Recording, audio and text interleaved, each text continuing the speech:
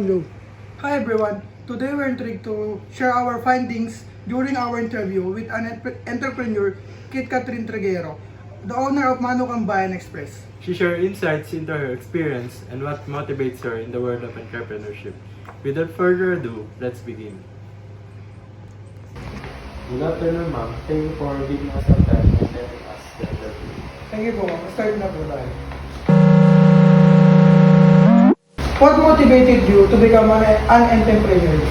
I wanted to have time, freedom, and future. That is very hard to achieve if I am employed and financially work as well.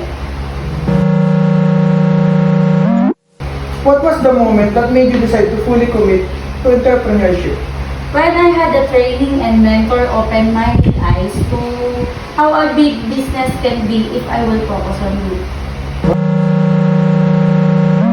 What do you think are the characteristics and competencies that make you a successful entrepreneur? I am very hardworking and resilient, and I love building relationships to people. What is the challenges you face when you are only starting this business? I have to study the product and introduce myself to people and build a brand. Aside from the business that you have, what other business are you interested? I'm interested in having an event place or a villa. How achievable and realistic do you think this is? I think within time and consistent, hardworking, and establish this business are very much achievable.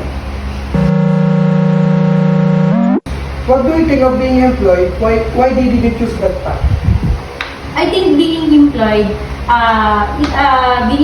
is a great choice.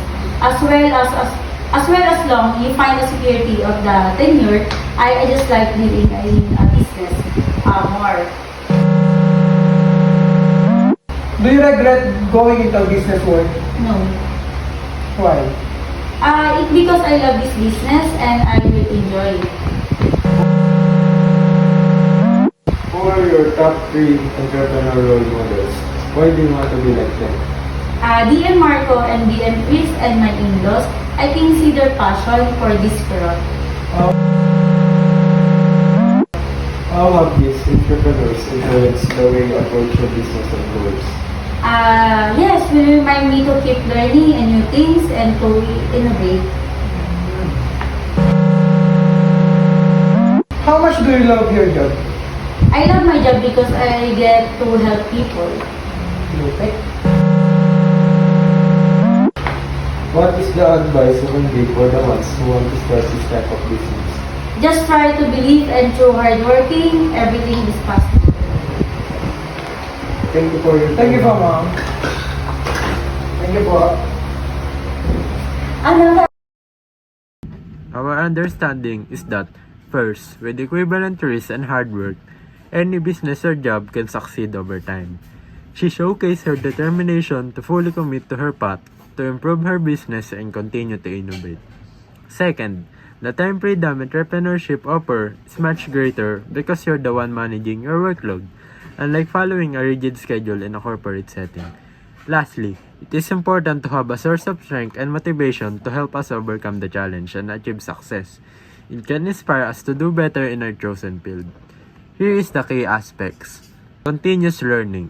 The willingness to learn and adapt by being influenced by her role models has contributed to her success. Second, strong motivation. Her desire for time freedom motivated her to pursue entrepreneurship. Next is networking. His love for building connection to people has benefited her business by bringing more customers. Entrepreneurial mentorship.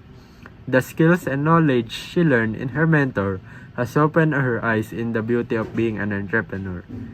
The journey to entrepreneurship was driven by a strong desire for time freedom and financial rewards.